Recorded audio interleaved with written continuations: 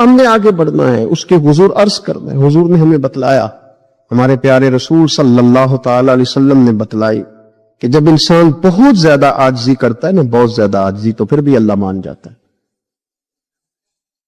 جب وہ اس کے حضور بہت عجز کا اظہار کرتا ہے، بہت زیادہ عجز کا اظہار کرتا ہے، وہ ڈر جاتا ہے اس سے۔ وَلِمَنْ خَافَ مَقَامَ رَبِّهِ جَنَّتَانِ، فرمایا جو میرے سامنے کھڑے ہونے سے ڈرے گا میں اسے 2 جنتیں عطا کروں گا۔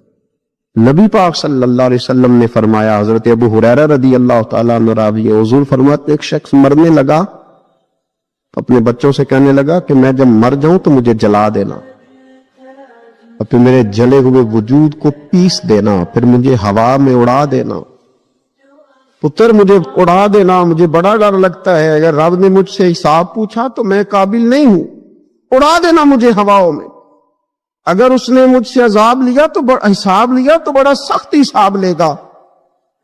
حضور فرماتے ہیں، بخاری میں موجود ہے، اس کے بچوں نے اسی طرح کیا، اس کے مرنے کے بعد اسے جلایا، ہوا میں اڑا دیا۔ اللہ کے محبوب فرماتے ہیں رب کریم نے حکم دیا زمین کو کہ اس کے ذرات کو جمع کرو، زمین نے ذرے جمع کیے، خدا نے حکم دیا تو اس کا وجود پھر سے اسی شکل میں آیا، تو رب کریم نے فرمایا یہ جو تو نے وصیت کی تو کیوں کی؟ اللہ جانتا ہے کہ نہیں جانتا؟ یہ کی تو کیوں کی؟ تو رو پڑا، کہنے لگا اللہ میرے اندر تو طاقت نہیں تھی تیرے سامنے کھڑا ہو کے حساب دے سکوں، تجھے منانے کے لیے تیرے خوف سے ڈر گیا۔ کام نہیں کرنا، فرمایا تمہیں کیا ہوا ہے؟ کہنے لگا آج میں نے عجیب منظر دیکھا ہے، میں نے دیکھا ہے کہ ایک شیر نے شکار کیا بکرے کا، آدھا کھایا ہے، آدھا منہ میں پکڑ کے پہاڑی پہ چڑھ گیا، وہاں ایک نابینا لومڑی بیٹھی تھی، باقی کا اس نے اسے کھلایا ہے۔ تو حضور میں یہ سمجھ گیا ہوں کہ جو رب اس نابینا لومڑی کے لیے بندوبست کرتا ہے میرے لیے بھی کرے گا، لہذا میں نے کام نہیں کرنا۔ حضرت حسن بصری بڑا مسکرائے، فرمانے لگے کہانی میں کردار تو نے 2 دیکھے، ایک شیر ایک لومڑی، فرمانے لگے کیا بات ہے تیری، تو نے لومڑی بننے کا پروگرام بنایا، شیر بننے کا کیوں نہیں بنایا؟ تو شیر بننا، شکار کار، خود بھی کھا دوسروں کو بھی کھلا۔ یہ کیا بات ہوئی؟ امت کے جوان فائلیں لیے دفتروں کے چکر لگاتے اور اپنی بغل میں کاغذات لیے امبیسیوں کے پھیرے کاٹتے اور ایجنٹوں سے سوال کرتے کہ مجھے ملک میں سے باہر جانا ہے، کیا طریقہ ہے؟ یہاں رہ کے بھی محنت ہو سکتی ہے، اپنی مٹی پہ چلنے کا سلیقہ سیکھو، سنگ مرمر پہ چلو گے تو پھسل جاؤ گے۔ دوستو سنو، میرے کریم نے فرمایا جا لکڑیاں، ایک پیشہ برا ہے میرے بھائیوں، ایک پیشہ، وہ ہے کسی کے آگے ہاتھ پھیلانا، باقی دنیا میں کوئی پیشہ برا، جو ٹھیلا لگاتا ہے اور مالٹے بیچتا ہے اور سیب بیچتا ہے، بڑا عزت والا آدمی، یہ شارٹ کٹ چھوڑ دو، دوسروں پہ بھروسہ کرنا چھوڑ دو۔ وہ شاعر ایک بیٹھا تھا نا، شاعر مجھ سے ناراض نہ ہو جائیں، تو کئی دفعہ وہ شعر و شاعری میں بھی ان کی حالت بڑی خستہ ہو جاتی ہے، جن دنوں لوگ پتلے کپڑے پہنتے ہیں، بعض شاعروں نے ان دنوں میں بھی موٹی چادر لی ہوئی ہوتی ہے۔ تو ایک جگہ بیچارہ بیٹھا تھا کونے میں، اللہ ماشاءاللہ سب کی بات نہیں، تو حالت ایسی خستہ تھی، ایک بندہ 5 روپے پھینک گیا، تو تھا خوددار، بڑی تکلیف کو اٹھا اپنے پیسے، تو اس نے کہا آپ کی حالت بتا رہی ہے، آپ کو ضرورت ہے، اس نے کہا ضرورت پڑی تو اللہ رسول سے مانگوں گا، تیرے سے کیوں مانگوں گا؟ شعر بڑا قیمتی کہا، اس نے کہا یہ آرزوئے کرم اور میں آپ سے کروں، یہ آرزوئے کرم اور میں آپ سے کروں، یہ بھیک اس کو دیجئے جس کا خدا نہ ہو، میں تو وارث ہے میرے اللہ رسول، میں کو لوارث ہوں کہ تیرے سے مانگتا پھروں؟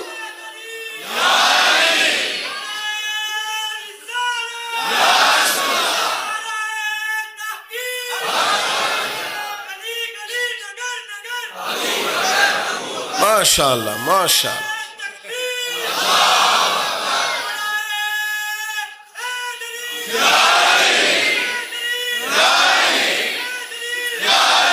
بس ہم سمجھے ہماری قیمت وصول ہو گئی، اگر خودداری پر نوجوان نعرے لگانے لگ گئے تو پھر تو بات بن گئی، لگتا ہے محنت کا ارادہ بن گیا ہے، انشاءاللہ تعالی کشکول ٹوٹنے کا ٹائم آ گیا ہے، کرم کی برکھا برسے گی، یہی ملت کا جوان قیادت کرے گا۔ اور یاد رکھنا ہمیشہ قیادتیں غریبوں کے بچوں نے کی ہیں، جنہوں نے آدھی قیمت پہ کتابیں لے کے پڑھی ہیں، بڑی ڈگریاں انہوں نے حاصل کی ہیں۔ یہ کمزور نہ پڑھو، نبی پاک داعیہ اللہ ہے، حضور نے جگایا ہے، 15 دن نظر نہ آنا، مزدوری کر۔ وہ نوجوان 15 دنوں کے بعد آیا، اب تیرا حال کیا ہے؟ اس نے کہا حضور پہلے ایک پیالہ تھا نا، اب سارے گھر کے برتن بن گئے۔ پہلے ایک بستر تھا، اب سارے گھر کے بستر۔ او نوجوانوں، ہم نے سہارا بننا ہے۔ ماں سے کہنا ہے اب تو نے آنسو نہیں بہانے، تیرا پتر بڑا ہو گیا ہے۔ بہن سے کہنا ہے اب تو کبھی پریشان نہیں ہوگی، تیرا بھائی بڑا ہو گیا ہے۔ بوڑھے باپ کے پاس بیٹھ کے کہنا ابا جی بس اب آنسو پونچھ دو، آج کے بعد پریشان نہیں ہونا، پتر جوان ہے۔ اپنی بیوی سے، بچوں سے کہنا کہ کسی خواہشات پوری کرنے کے لیے تمہیں دیر تک انتظار نہیں کرنا پڑے گا، ہم میدان میں ہیں، بس اپنی مٹی پہ چلنے کا سلیقہ سیکھو، سنگ مرمر پہ چلو گے تو پھسل جاؤ گے۔ نبی پاک نے محنت کو سپورٹ کیا ہے، مشقت کو سپورٹ کیا۔ حضور علیہ السلام نے فرمایا سب سے بہترین کمائی وہ ہے جو تو اپنے 2 ہاتھوں سے محنت کر کے کھاتا ہے۔ فرمایا اللہ کے نبی حضرت داؤد علیہ السلام محنت کر کے کمایا کرتے۔ سنگیوں کام کرنا۔ اور دوسری بات، بھروسہ اللہ رسول پہ، بھروسہ۔ ادھر دیکھو میری طرف، دنیا داروں سے امیدیں لگا لیتے ہو بہت زیادہ، تو وہ دنیا دار بندے بیچارے کمزور ہوتے ہیں۔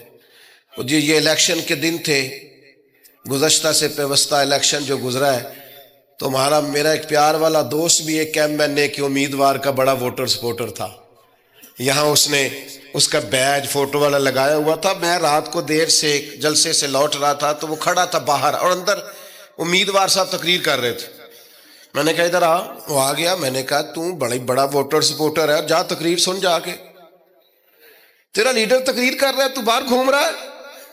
کہندا ہے پیر صاحب جھوٹ پہ ماردا جے، سارے جھوٹ بول رہا ہے، کرنا کرانا کچھ نہیں۔ تو میں کہ یار جی ایڈے پکے ووٹر سپورٹر نو بھی پتا ہے کہ جھوٹ پہ ماردا ہے، تو ہم تو ویسے ہی سپورٹر نہیں ہیں، ہم نے تو کی محبت تو سیاست کا چلن چھوڑ دیا۔ ہم اگر عشق نہ کرتے تو حکومت کرتے۔ او بھائی، جب پکے ووٹر سپورٹروں کو امیدیں نہیں ہیں تو آپ کن سے امیدیں لگائے بیٹھے ہیں؟ آپ جدوجہد کریں، اور امیدیں اللہ رسول سے۔ نبی پاک علیہ السلام نے فرمایا جو رب پہ بھروسہ کرے گا اللہ کی رحمت اس کی کفایت کرے گی۔ وَإِن يَتَوَكَّلْ عَلَى اللَّهِ فَهُوَ حَسْبُهُ، وہ اللہ پہ بھروسہ کرے گا اللہ اس کے لیے کافی ہو جائے گا۔ ادھر دیکھو یار موبائلوں والے دوستو، بات سنو،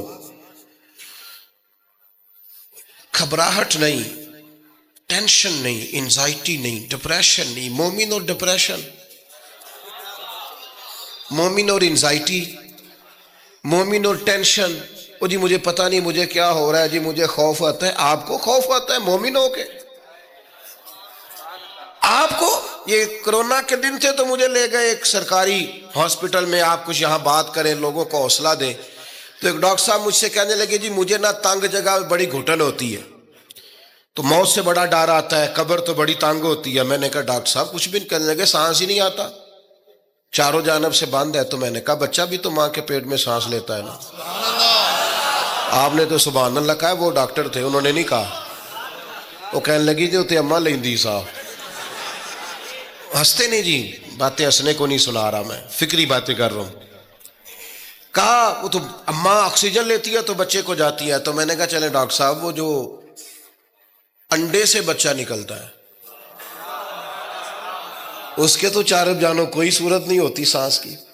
تو مجھے کہنے لگے آپ کہنا کیا چاہتے ہیں؟ میں نے کہا میں یہ کہنا چاہتا ہوں قبر کی 2 حالتیں ہیں، قبر دوزخ کے گڑھوں میں سے گڑھا بھی ہے اور جنت کے باغوں میں سے باغ بھی ہے۔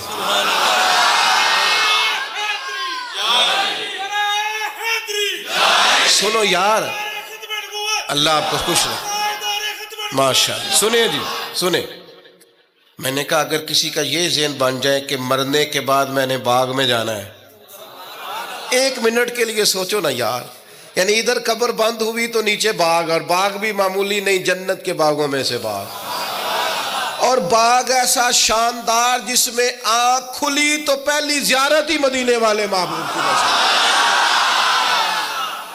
آج پھولے نہ سمائیں گے کفن میں آسی، آج کی رات ہے ان سے ملاقات کی رات۔ تو وہاں جانے سے خوف آتا ہے، مومن خوف ٹینشن، مومن کو ایک ہی خوف ہے اللہ کا، رب سے ڈرتا ہے، اللہ کے سامنے کھڑے ہونے سے ڈرتا ہے۔ باقی مسائل کا خوف کرنا، غربت کا خوف کرنا، لوگوں سے ڈرنا، یہ نکل آئے آپ اس ٹینشن سے۔ رب جس کو عزت دے اس کی چھین کوئی نہیں سکتا، اللہ جسے رزق دے اس کے ہاں آنے سے روک سکتا کوئی نہیں روک سکتا۔ طاقتور ہو کے زندگی گزارے۔ نبی کریم علیہ السلام نے اپنی امتیوں کو مضبوط فکریں دی، توانائیاں دی ہیں۔ آپ غور کریں نا، حضور ایک جنگ سے واپس لوٹ رہے تھے، صحابہ بھی ساتھ تھے، ادبن صحابہ کرام علیہم رضوان ذرا دور دور ہٹ کے لیٹ گئے، ادبن۔ یہ بھی میرے دوست نے سیدنا صدیق اکبر کے نام کا نعرہ لگایا نا، دن بھی سیدنا صدیق اکبر کے۔ بس میں اس وقت عنوان ان کا نہیں ہے، اتنی بات کرتا ہوں کہ دنیا میں ایک فلسفہ بیان ہوتا ہے کہ جو زیادہ قریب رہتے ہیں وہ زیادہ ادب نہیں کرتے، اور یہ کوئی غلط بات نہیں، ایسا ہوتا ہے اکثر، جو زیادہ قریب ہوتے ہیں وہ زیادہ مؤدب۔ لیکن حضرت صدیق اکبر کا کمال یہ ہے، انہوں نے دنیا کے سارے فلسفے ہی غلط کر دیے، قریب بھی سب سے زیادہ وہی تھے اور ادب والے بھی سب سے زیادہ وہی تھے، فلسفہ ہی غلط قرار دے دیا۔ لوگوں کو بتایا ہے کہ محبت رسول کی باری آئے تو فلسفے بدل جایا کرتے ہیں، قرب بھی سب سے زیادہ ہے اور ادب بھی سب سے زیادہ ہے۔ بس بیان ہو کس زبان سے مرتبہ صدیق اکبر کا کہ محبوب خدا محبوب ہے صدیق اکبر کا، اور لٹایا راہ حق میں گھر کئی بار اس محبت سے کہ لٹ لٹ کر حسن گھر بن گیا صدیق اکبر کا، لٹ لٹ کے حسن گھر بن گیا صدیق اکبر۔ تو صحابہ ادبن ذرا سرکار سے تھوڑا سا سائیڈ پہ ہو کے لیٹ گئے۔ نبی کریم علیہ السلام نے اپنی تلوار درخت کی ٹہنی سے لٹکائی اور کریم بھی آرام فرما ہوئے۔ اچانک ایک کافر آیا، اس نے تلوار سرکار کی نکال لی، دیکھا حضور اکیلے اور پاس اسلحہ بھی نہیں ہے، تو حضور پر تلوار تان کے کہنے لگا اب آپ کو مجھ سے کون بچائے گا؟ نہیں، آپ زیادہ توجہ کریں بات پر، کون بچائے گا؟ یعنی آپ یوں سمجھ لیں کہ بندہ گھر میں سویا ہوا ہو تو اچانک اسے آواز آئے کہ چھت پہ کچھ چل رہا ہے۔ آپ کو اپنی مثال دے رہا ہوں، آپ کو اور اپنے آپ کو سمجھانے کے لیے، وہاں کے لیے نہیں۔ تو پتہ چلے نا چھت پہ کچھ چل رہا ہے، تو بہت سارے لوگ ایسے ہوتے ہیں ان کے تکیے کے نیچے سے موبائل بھی نہیں نکلتا، اتنا ڈر جاتے ہیں، بالکل پریشر کے نیچے آ جاتے ہیں۔ یعنی ڈاکٹر نے کہہ دیا جی آپ کی رپورٹیں بتاتی ہیں کہ مشکل ہے آپ بچیں، تو کچھ تو ڈاکٹر کی بات سن کے فوت ہو جاتے ہیں، اور کچھ کہتے ہیں تیری رپورٹیں ٹھیک ہوں گی پر ہوگا وہ جو میرا رب جائے گا۔ یہ طاقت سرکار نے دی ہے اپنے غلاموں کو۔ اس نے تلوار اٹھائی، کہنے لگا آپ کو کون بچائے گا؟ تو محبوب کے چہرے پہ اطمینان، اور وہ جو اللہ نے میرے محبوب علیہ السلام کو روب دیا ہے، محبوب اسی حالت میں زیر لب مسکرائے اور فرمایا مجھے کون بچائے گا؟ مجھے میرا اللہ بچائے گا۔ اس میں بڑی طاقت ہے، اس لفظ میں بڑی طاقت ہے۔ کو مشکل آئے تو تعلقات نہ لڑایا کرو، وہ فائلوں میں رکھے کارڈ نہ نکالا کرو کہ فلانے کو فون کرتا ہوں۔ کبھی بھی مشکل آئے تو سب سے پہلے مصلی بچھایا کرو، اللہ کے حضور حاضری دیا کرو، طاقتور ہو جاؤ۔ نبی کریم علیہ السلام نے فرمایا مجھے میرا اللہ بچائے گا۔ بس یہ لفظ کہے وہ کانپا، تلوار گری، کریم مسکرائے، تلوار اٹھائی، فرمایا لو بھی مجھے تو اللہ نے بچا لیا، تو بتا تجھے کون بچائے گا؟ تو وہ کہنے لگا میں نے سنا ہے آپ معاف کر دیا کرتے ہیں، تو فرمایا جا میں نے معاف کیا، دیر والی تو بات ہی کوئی نہیں۔ اللہ بچائے. کتنی بڑی بھی مشکل آ جائے, کچھ بھی ہو جائے, مجھے میرا اللہ بچائے گا. میرے عزیزوں, طاقتور زندگی گزارنی ہے. میں نے زیادہ باتیں نہیں کرنی, تھوڑی تقریر کرنے والا آدمی ہوں, سمیٹنے کی طرف آ رہا ہوں. اپنی زندگی میں اپنے افکار و نظریات میں کبھی بھی کسی قسم کی بھی کمزوری پیدا نہ کریں. نبی اکرم صلی اللہ تعالی علیہ وسلم نے اپنے غلاموں کو تازہ دم رکھا ہے, ان کو فکری توانائیاں عطا کی ہیں. بس ہم نہ آہستہ آہستہ اتنے کمزور ہو گئے کہ ہم ضعف اعتقادی کی طرف چلے گئے. اس کی جو سب سے بڑی وجہ ہے وہ یہ ہے کہ سوچ بڑی محدود ہے. اپنے گھر تک, اپنے محلے تک, اپنے کمائی تک, اپنے مکان تک محدود ہو کے رہ گئے. اس محدود سوچ سے باہر آئیں.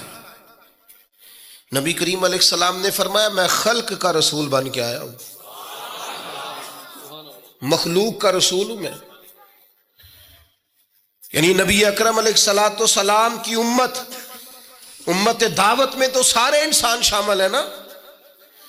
محبوب نے کہا میں خلق کا رسول ہوں. جب بھی سرکار نے بات کی عالمی سطح کی بات کی. جب بھی یہ اسلام جو ہے یہ حدود و قیود میں بند نہیں. اقبال کہتے ہیں بازو تیرا توحید کی قوت سے قوی ہے. تو جناب ہمارے وطن کا نام کیا ہے؟ اسلام تیرا دیس ہے. اسلام تیرا, اقبال کہتے ہیں بازو تیرا توحید کی قوت سے قوی ہے, اسلام تیرا دیس ہے, تو مصطفی ہے. اسلام تیرا دیس.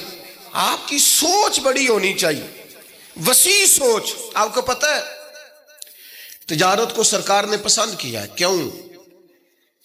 تجارت سے زیادہ مواقع, جب آپ کارخانہ لگاتے ہیں نا تو بہت سارے لوگوں کا روزگار اس سے وابستہ ہوتا ہے, اس سے وسعت پیدا ہوتی ہے سوسائٹی میں, معاشرے میں. آپ مت سمجھیں میں تاجروں کی سپورٹ نہیں کرتا, لیکن میں آپ کو یہ بات تجربے کی روشنی میں اور اپنی سمجھ بوجھ کے مطابق عرض کر رہا ہوں کہ جب تاجر مارکیٹ کے اندر انڈسٹری لگاتا ہے تو وہ صرف تاجر کوئی نفع نہیں ہوتا,